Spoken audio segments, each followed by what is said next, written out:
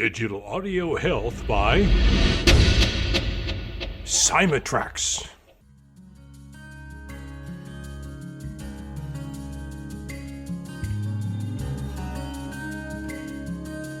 Welcome to the Rhonda Grant Show with your host, Rhonda Grant. If you believe that there is more to life than what you see right now, and you want to find out more, listen in as her guests share their journey and their extraordinary experiences. Now, here is your host, Rhonda Grant. Welcome to the Rhonda Grant Show. Sometimes the universe has a way of placing people or obstacles in your path to help guide and direct you on your mission. Listen in as we discover the path my guest has traveled. Has she been inspired by a calling, crafted her journey, or a bit of both? I invite you to embrace the conversation and to use it to help you to recognize if this is happening in your life. Our guest today is Michelle Hayward, who is a passionate astrologer, intuitive, and mentor who is committed to bridging the gap between real-life experiences and the wisdom of the cosmos. Her unique approach involves tapping into the intuitive heart and fostering a connection with the higher self. Welcome to the show, Michelle. Thank you so much, Rhonda. It's an absolute pleasure and a joy to be here with you today. Yes, I've been so looking forward to this and spending some time and learning more about you and your journey.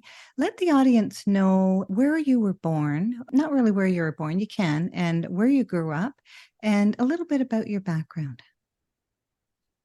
Okay, I grew up on the outskirts of Sydney, and back in that time, when we didn't have all the big freeways and all these fast lanes that we have today. Yes. It used to take us about an hour to get to Sydney, so that was kind of considered on the outskirts of Sydney. Yes. But today, you can actually get there a lot quicker than that. We have all these tunnels and highways and things like that. So we grew up, there was my dad, who was a very hardworking bricklayer. Yes. Which I often think, how does anyone have that much endurance to work so hard physically all your life? I think you can do these things when you have a great love for your family, which my dad did. Yeah. So I think love can give you that endurance. Mum was a very hardworking, managing the day-to-day routines of raising 6 children. Wow. And things, of course, are very different to how they are today. Oh, yeah. To do the washing, it wasn't a matter of putting a load in. Yeah, pressing a couple of buttons. You physically had to put things through the wringer and, yes, all they're these old things. wringer washing machines. Yes. And so it was sort of an environment where there was lots of people just sort of moved to this area. They were building a lot of building of new homes, sort of like a bush environment, sort of like that. Yes. And school, I went to a lovely school. I loved it because from the day I arrived at school, it was like, see you later, Mum, I'm off. Yes. And it was just great, socializing with new people and learning new things. And I think that's been a big part of my life. Yes. Is a great joy in learning and meeting new people and new experiences. Yes. And so you've had a few different professions, and you all in the service industry, though. Can you speak a little bit about that? Yeah, definitely. It's interesting how life plays out, and you'll see all these common threads and themes, isn't it, really? Yes. And like you say, working in the service industry, my first job was working in the bank, and I didn't really have I didn't know that's how life would start, actually, but it was really because I was talking to my friends and they'd say, if you want a job, go and apply at the bank, you'll get a job. I thought, oh, is it that easy? Great. Let's go. And again, that's very different to today. And so off I went, and I remember off I went to the big smoke, as we used to call it, and it would take me a good 2 hours to get there by public transport. Oh, dear. Yeah, I used to have to catch a bus to the train station, which would take about a good half an hour. And then it was like at least a good hour on the train, and, all the waiting and in between and all that. So easily added up to a couple of hours. And so, yeah, off I went. And this is a bit of a funny story. In the interview, they sort of said to me, oh, can you type? And I sort of gazed out the window and looked across all the buildings and thought, yeah, of course, yeah, I can. And they said, well, how many words can you type a minute? And I gazed out the window and I thought to myself, now, what's the right answer here? I said, 60 to 70, words per minute. And you wouldn't believe it. I got the job. You did? My first job was typing, and the boss was sitting right behind me at his desk, and I was going on the typewriter. It was definitely not 60 words per minute. No. But I got to say, I was a fast learner, and I learned how to type really fast with the boss sitting behind me. Oh, yes. That's hilarious. It was hilarious. Yeah. I think back and I think, oh my goodness, I was just such a cheeky little thing. Like, oh, yeah, that's what I'm thinking too. Yeah. You just, oh, yeah, I can do that. Yeah, no worries. And actually, it is a bit of a theme in my life where I go, yeah, I can do that. So anyway, from the banking, then I went into nursing. Yes. And I sort of spent about 7 to 8 years in each sector. Mm-hmm. And then after that, gee, what is it that I truly wanted to do? Mm-hmm. And I thought, gosh, I always wanted to be a chef. So off I went. I went and did a few studies. And then it was about the year 2000. And we were going to have, just before the year 2000. And we had the Olympic 2000 Games coming up in Sydney. Yes. And I thought to myself, wow, I'm going to go and volunteer. And then I reconsidered my thoughts and thought, well, why don't I go and get a job and get paid for it? So here we go again. Off I went. Yes. Off to the interview. Thousands and thousands of people, went for the job interviews. Sure. And here I am. I've got a job working for this Sydney 2000 Olympics. I had no idea what I was going to do. Right. Anyway, so there was actually 3 of us. There was all the big chefs that were setting up, kitchens and things like that. Mm-hmm. But there was 3 of us, myself, a Greek guy, and a guy from Africa, that we were just sort of for about 3 months, just, sort of cleaning up different rooms and this and that. It was pretty laid back and casual. Anyway, as things got closer to the Olympic Games, the big boss sort of come up to me and said, would you like a job, running the staff cafeteria? And I went, yeah, sure, I'd love to. So here I was. All of a sudden I had a new job. Yes. I was running the staff caf. And I thought, wow. So, I think these things come to us if we're open to the opportunities. Mm-hmm. And here I was working at the Olympic Games. And it was just absolutely the best job I ever had. Really? And so it must have been really busy. Oh, it was. The first time I opened the staff caf, the staff diner, to all the staff, we had something like 2,000 people come through the diner. Wow. It was my first time running a staff dining. Yeah. So and people I saw loved it. potential. Yeah, and people saw potential in you. They sure did. And I just went along with it. Yeah, and you didn't let them down. No, I didn't. And so it was really being part of the atmosphere of, the games.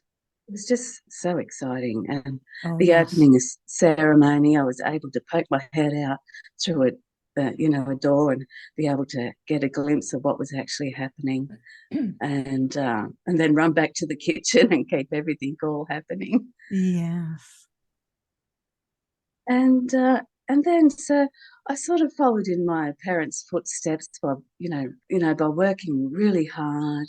I did lots and lots of long hours. Uh-huh. I My weeks would begin with 8-hour days, and as I got towards the end of the week, the days become like 14 hours, and then to finish Oh, off my week, I'd finish like on a 16-hour shift. wow. And I also did that, like with the nursing. I'd do something hours similar to 63 or 64 hours a week. I'd work all week and then I'd do double shifts, double shifts. I'd work Yeah. all day, work night, Hmm. and then do it the next day. Yeah. And I remember I couldn't even drive home once. I had to go and sleep in the car because I couldn't drive faster than 40 kilometres per hour.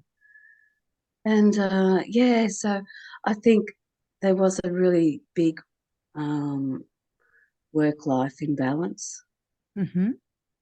and it really led me down the path of questioning where I was going Right. and what life was really about. Hmm.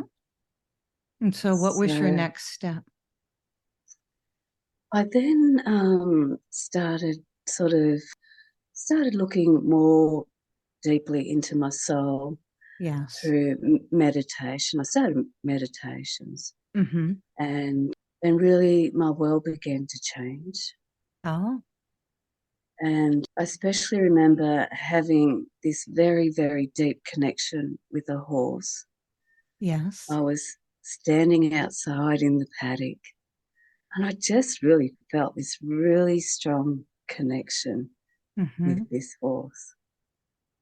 And while I was standing there, I asked the horse this heartfelt question, and that was, is there any such thing as spirit?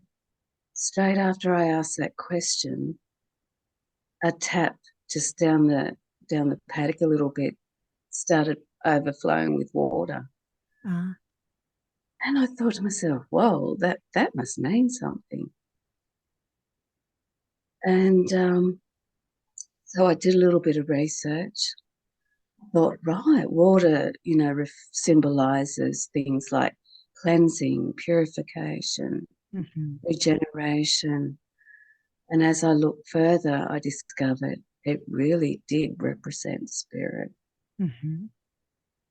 And that was a major moment, probably life-changing moment, really. Oh, yeah. And so I began to meditation, and my intuition just sort of like opened right up. And I started to get a lot of messages from animal totems. Hmm. And I had never, ever experienced that before. It's new. And yeah, it was very new. Hmm. And I realized there was so much wisdom and knowledge in the insights of these totems. And in life experience, I started to get really a lot of synchronicities that began to happen. Hmm. And sort of following on from the story from, my experience with the horse, in one of my meditations, got an image of an eagle. I mean, an Indian man Hmm. with an eagle on its head. Oh, And I was really surprised by that. I thought, oh my goodness, what could this possibly mean? hmm. Anyway, I just continued on with my day-to-day things. And a few days later, I went down to this beautiful little crystal shop, and I thought, I'm just going to get myself, my first little crystal. Yeah. And as I was in the shop, I noticed on the counter they had these beautiful angel cards. And I asked the lady behind the counter, oh, have you got any more of these cards? And she said, yes, just in the back corner. So I thought, okay, I'll go and have a look. So I went over and I was looking for these cards. And then this book, I picked up this book, and on the cover was an Indian with an eagle on its head. Wow. Wow. And I thought, oh, this is a synchronicity for Yes. sure. Yes. And that book was written by Ted Andrews, and it was called Animal Speak. Animal Speak.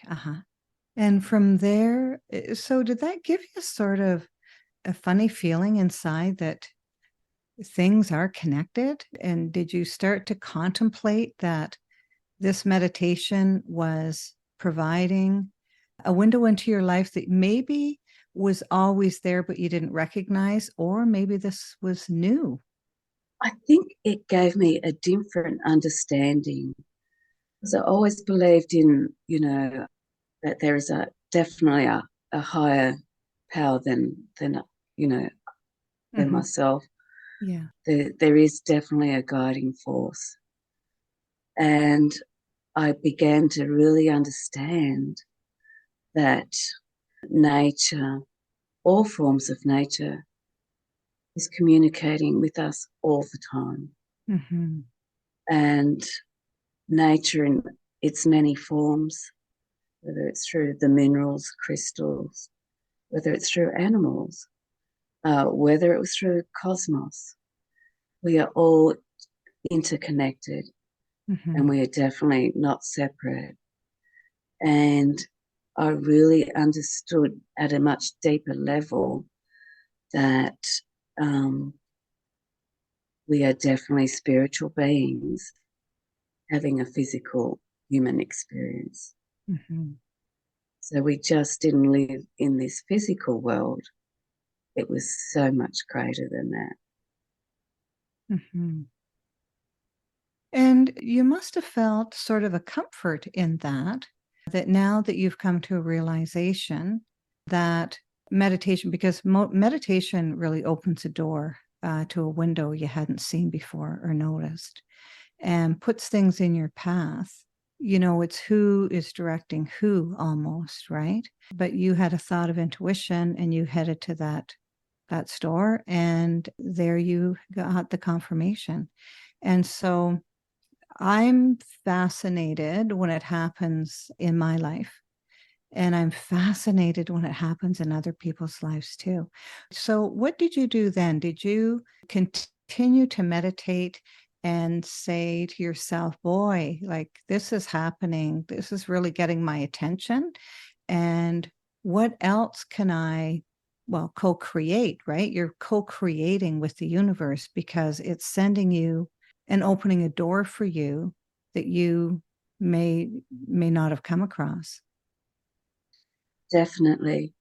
With the meditation, I found that I could very easily get to a place of complete stillness. And I actually feel that's where the magic and the connection and all the insights and the wisdoms come from, that place of absolute stillness.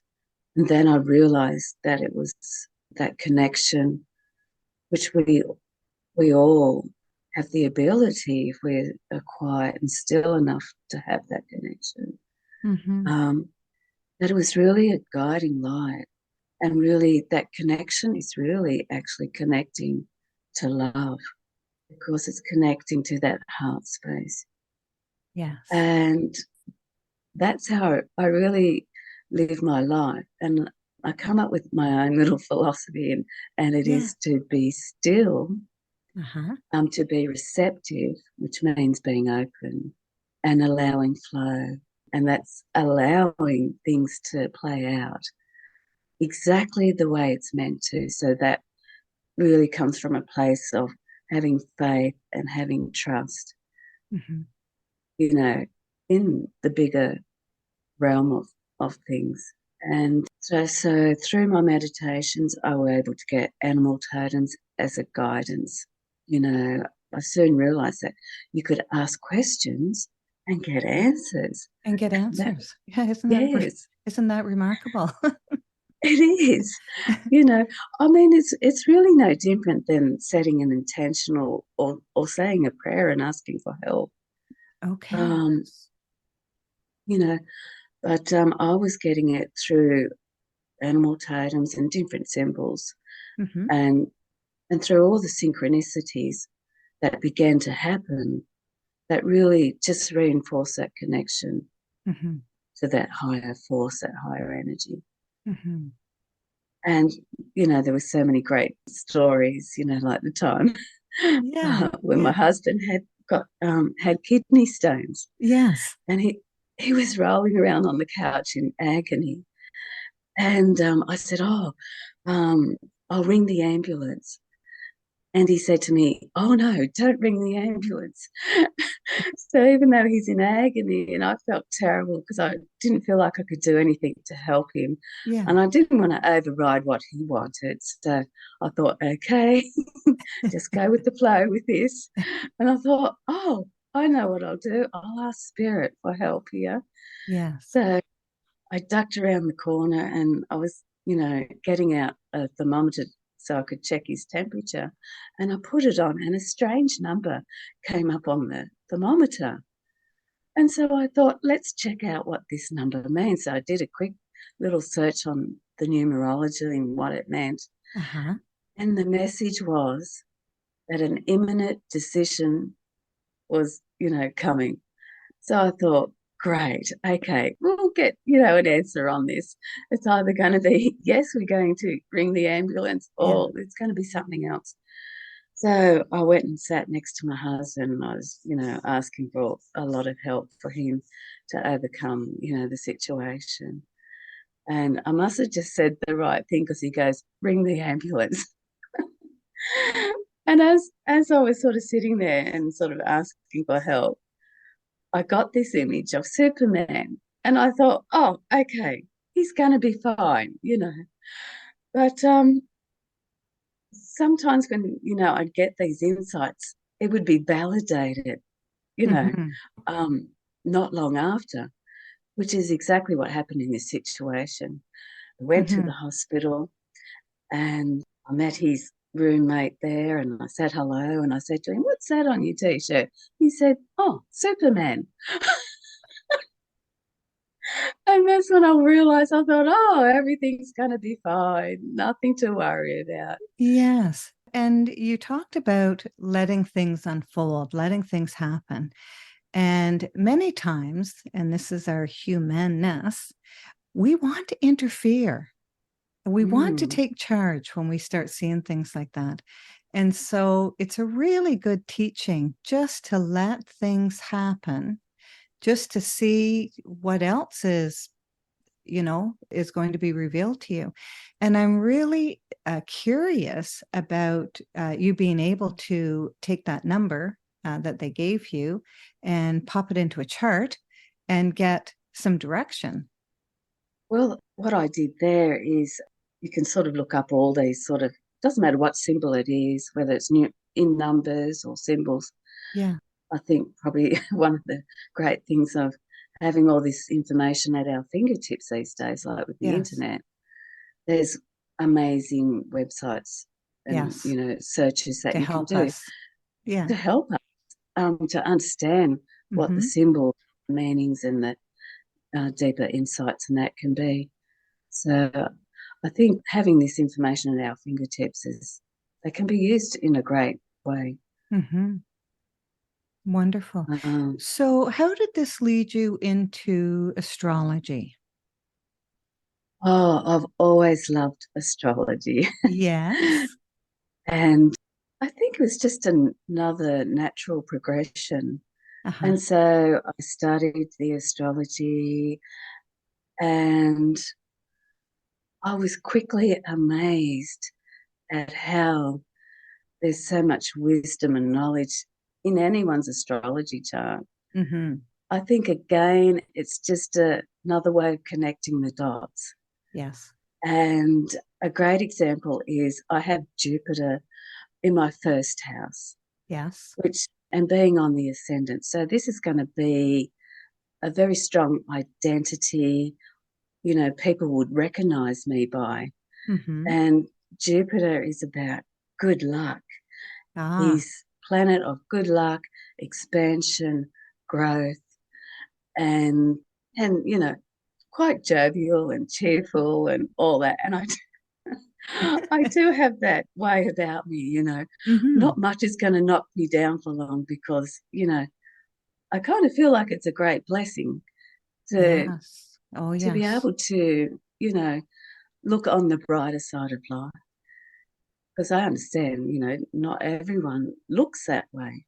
No. So, and in regards to my amazing opportunity for the Olympic Games, my chart at that time, Jupiter played a very prominent role, and good luck and absolute good fortune.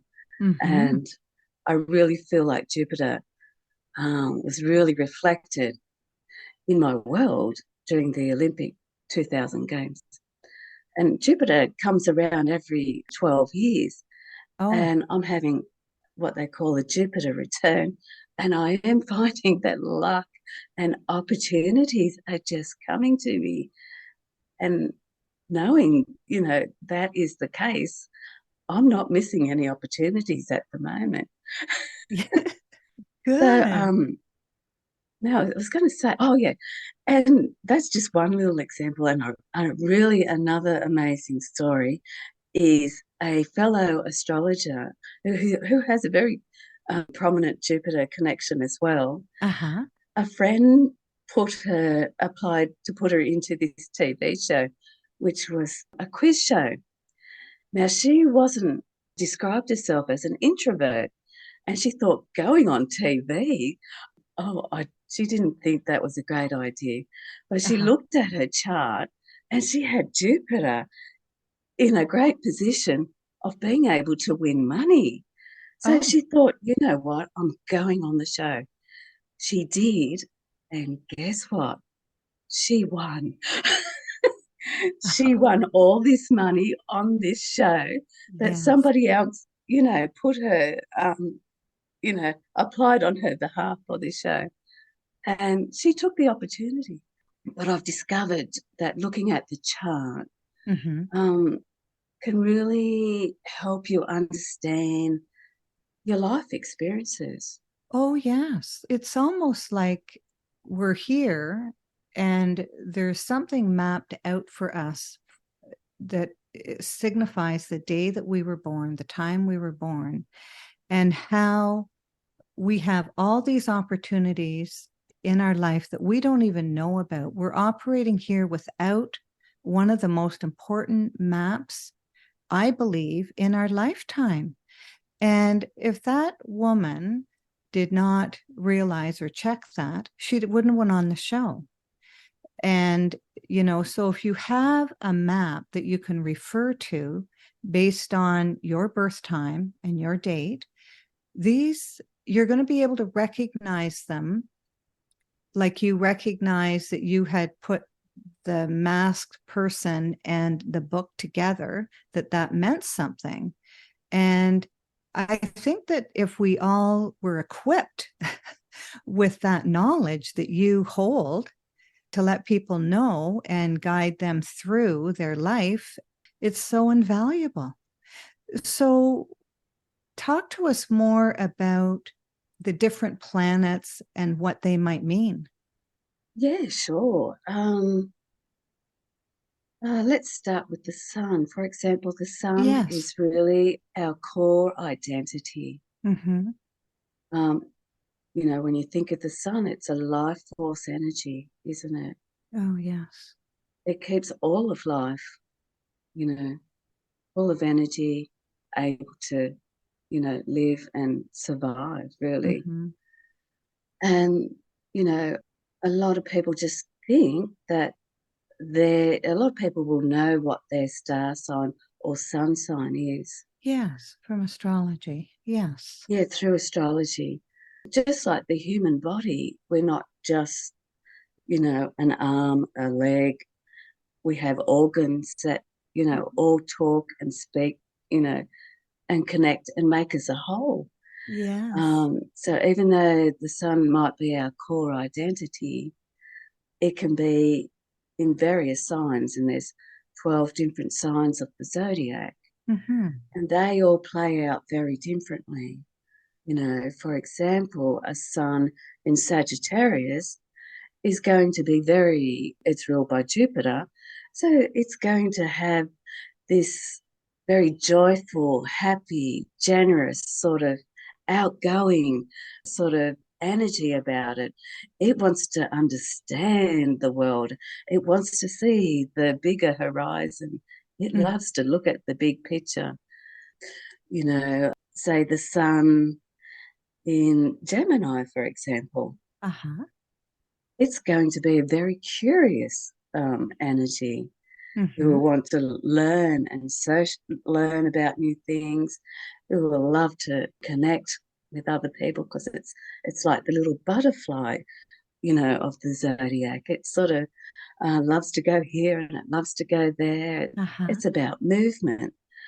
So that's just one little aspect. We have the sun, and then we've got the moon, which is our emotions.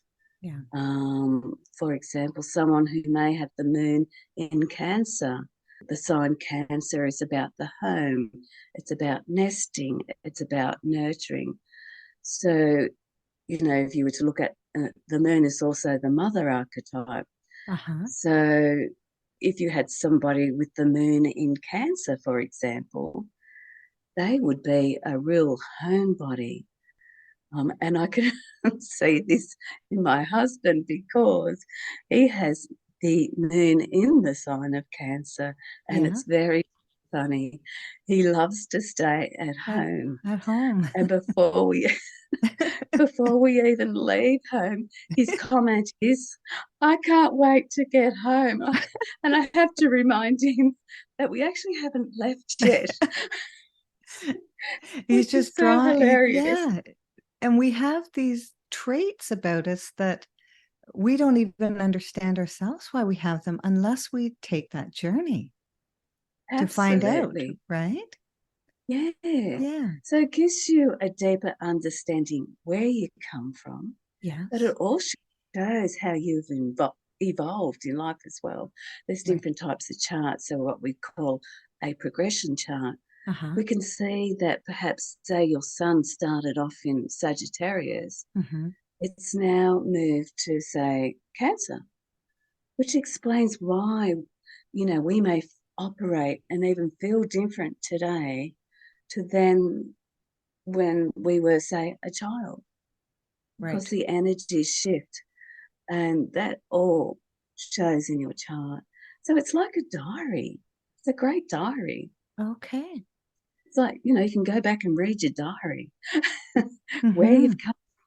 It can show your foundations of life, you know, what the home life was like when you were growing up. It also is a clear indicator on where you would really shine in, whether it's a working profession or whether it's from the perspective of your soul purpose. Right. So I found it is just another part of nature's knowledge and wisdom. It's so informative. And of course, there's a lot of people who will check their horoscopes each day sometimes. And you can check it online, I guess. Yeah. And it does help people to say, oh, I have to be careful today. But there's other things that are going on in the galaxy that does affect us.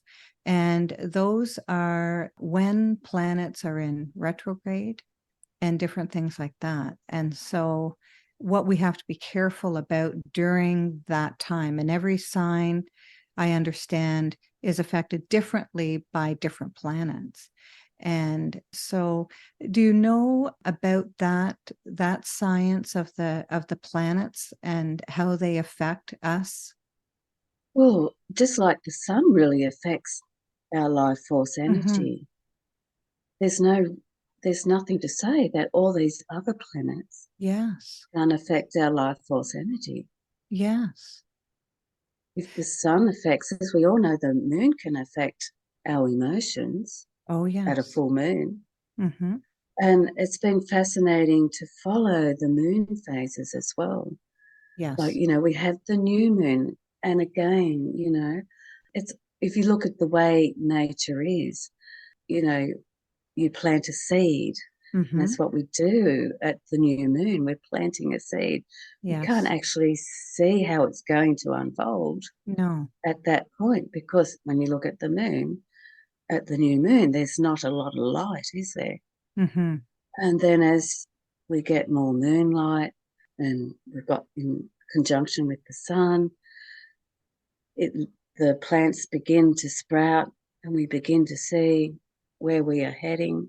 Mm-hmm. And then we have to apply action and motion and intention to create, To create, yes. you know. And then, the first quarter moon is going to test our commitment to that intention.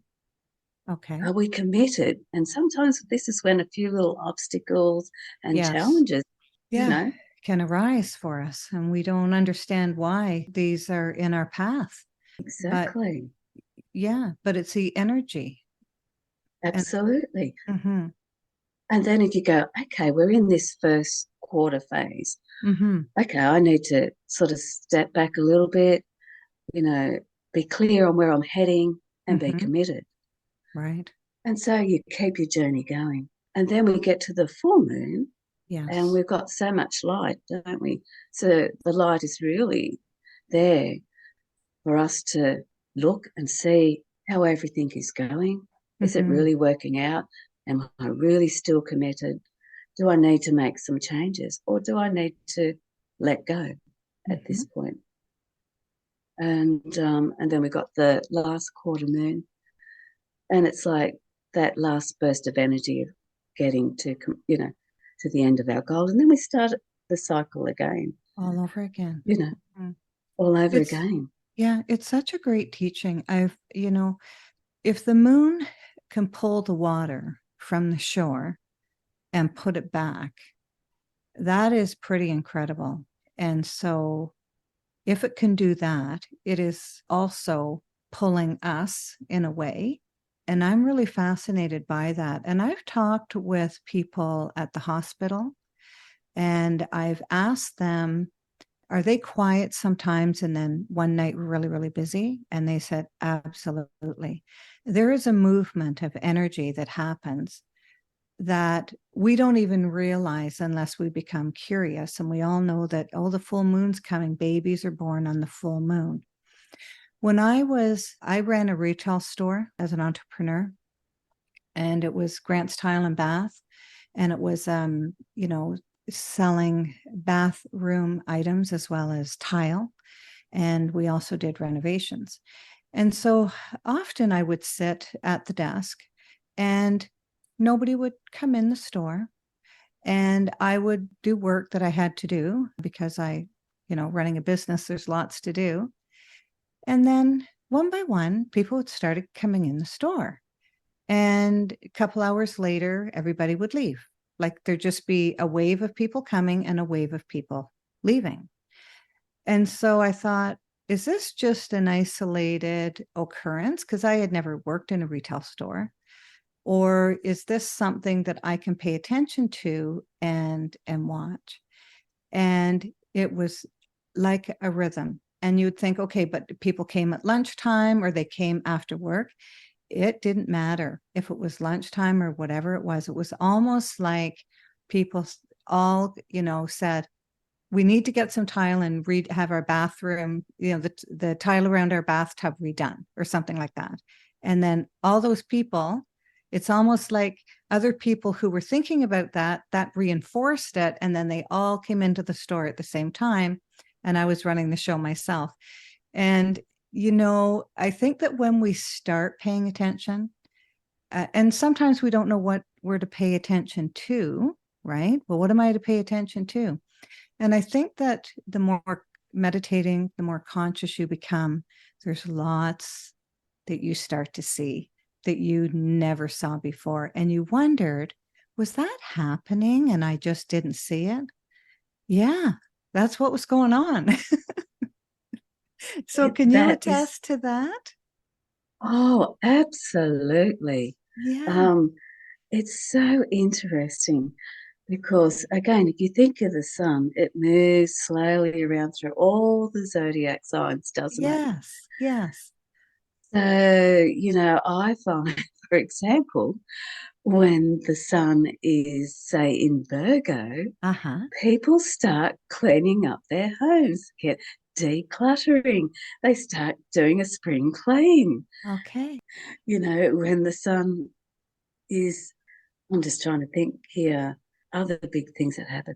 Well, we've got all the different sort of meaning of the houses, which, can bring Yes. in, what you were describing.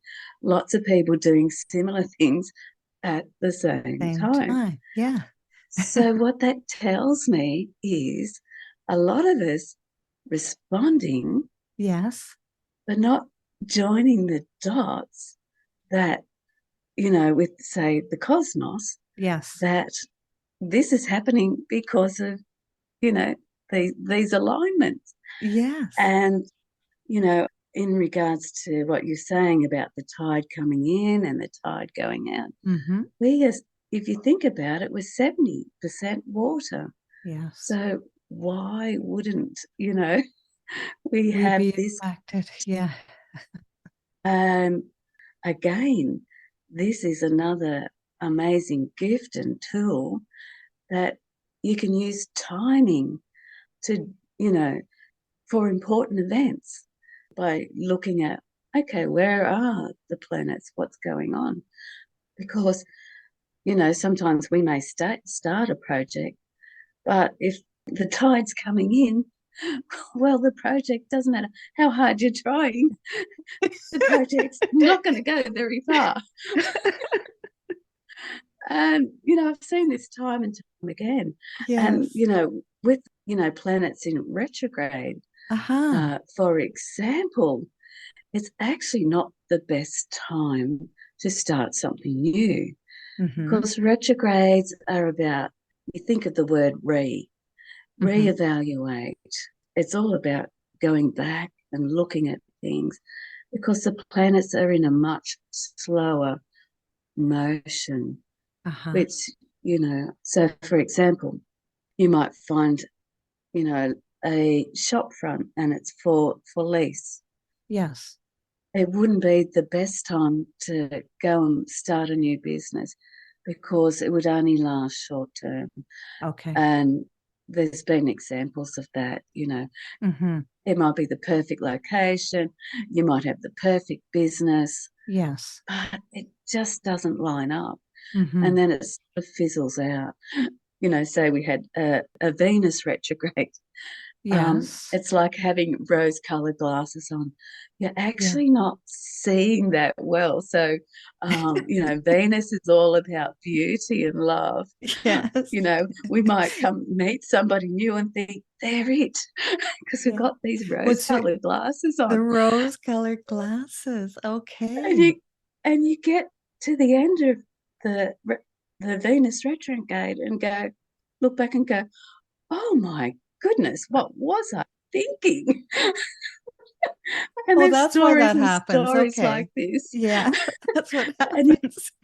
yeah, so you don't go and change your hair color because Venus is about design, artistic Yeah. abilities. So Yes. it's not the time to go and say, yay, I'm going to go and change the style of my hair and the color, because you'll get to the other end and go, oh my goodness, What have I what was done? I Yeah. thinking?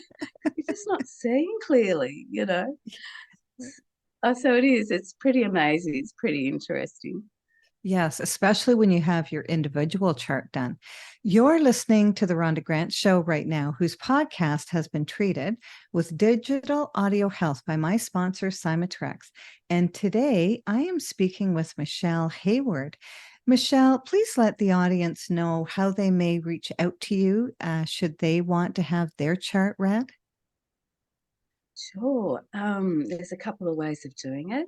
There's Yes. my website, which is Michelle Hayward, astrologer.com. Yes. I do have a Facebook group, which is called Reclaim Intuitive Heart Energy Collective. Yes. Bringing people together, with tapping into our intuitive heart and letting our heart guide us our way. Beautiful. And of course, I've got my Facebook personal page, which is Michelle Hayward. Oh, and also Spotify. I have a Spotify show, which is Yes. called Be Still, Be Receptive, and Flow. Nice. And a few little episodes there, which sort of talks a bit about each of those things. And on the end of each of those episodes, I have a meditation which I've created, which is relating to the topics of co-creating with the heart. Yeah. There's a lovely grounding tree one, and the other one is about letting go and being free and flowing in life. So they're the few main areas that people can Beautiful. reach me on. Yeah. What extraordinary discovery have you found in your life? Oh, that we are so much more than we believe or think that we are. Mm-hmm. Every word, thought, feeling, emotion has energy. Yes. And we are truly the co-creators of our own life. And the best way to do that is to come from the heart and to connect deeply to your true essence and to the wisdom of the universe and wisdom of, the great spirit, the inner force that is there guiding us in many, many ways. I think that's really important. There's many ways that we get guided on our path and on our journeys. And it is like riding a magic carpet sometimes. Yes. And it's when you're in the right place because all the joy of all the synchronicities are there for everyone to really experience. Beautiful. Just beautiful. Do you feel that you've been called to what you're doing today? Definitely. I know that life never goes in a straight line. And People want it to. Yeah, Yes. we all want it to go in a straight line. But there's always, it's a balance between stability and instability. And we do see that happening around us in the world today. And I've learned that you need to take yourself out of the chaos and to really be in that stillness. And if you can do that, and if you really take the time to do that, we are always guided. And, not just for ourselves, but we can help others on their pathway as well. Oh, yes. Oh, yes. Absolutely. We want certainty until we're bored with our certainty. We'll stir things up to get some uncertainty into the mix, only to pray that it would go away so you're on the other side and more comfortable, right? On the other side definitely. of uncertainty, which again is certainty, and then get bored with that, Oh, yes.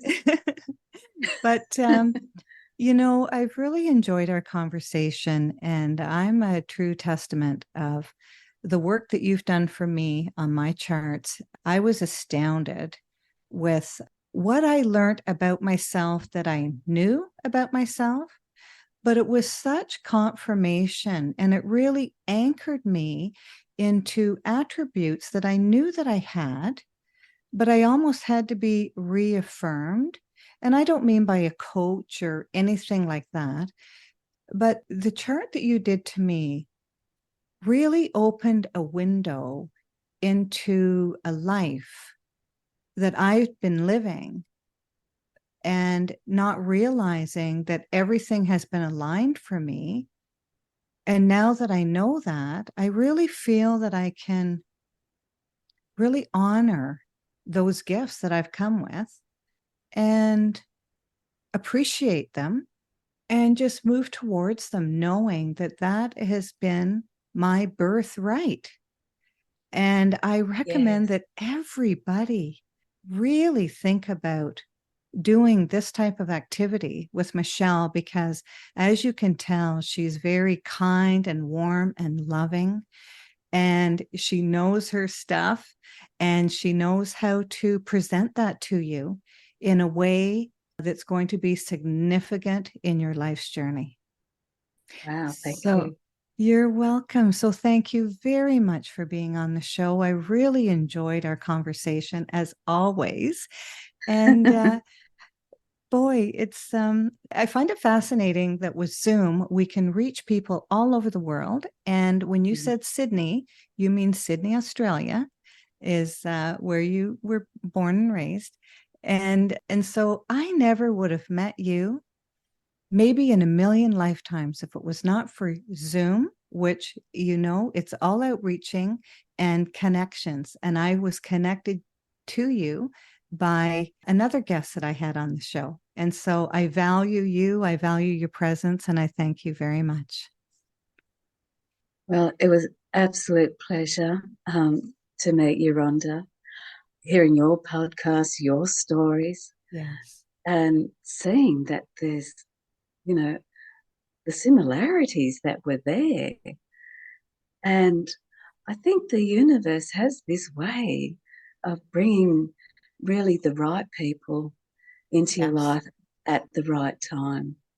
And it really, everyone is truly interconnected, and we all are helping each other on this journey. We're all and I helping just each think, other. how amazing is that? And with all this technology that we have, Yes. It's so exciting, and it really, used all in the right ways, is an amazing tool. It sure So, is. yeah, I feel blessed that we have crossed paths, and I'm sure that we will still continue to connect and Yes. and interact in many ways. Thank you. Thanks so much for being on the show. Thank you, Rhonda. Theme song for the Rhonda Grant Show is Sun on the Water, composed and performed by my friend John Park Wheeler. This is Rhonda Grant with the Rhonda Grant Show, author of Magical Forces Within, Extraordinary Discoveries in an Ordinary Life, inviting you to look for the magical forces within yourself today and every day. Thanks for tuning in to the Rhonda Grant Show with your host, Rhonda Grant. If you would like to find out more information about Rhonda and her upcoming guests and the work that she does, go to her website, rhondagrantauthor.com. That's rhondagrantauthor.com. Digital Audio Health by Cymatrax.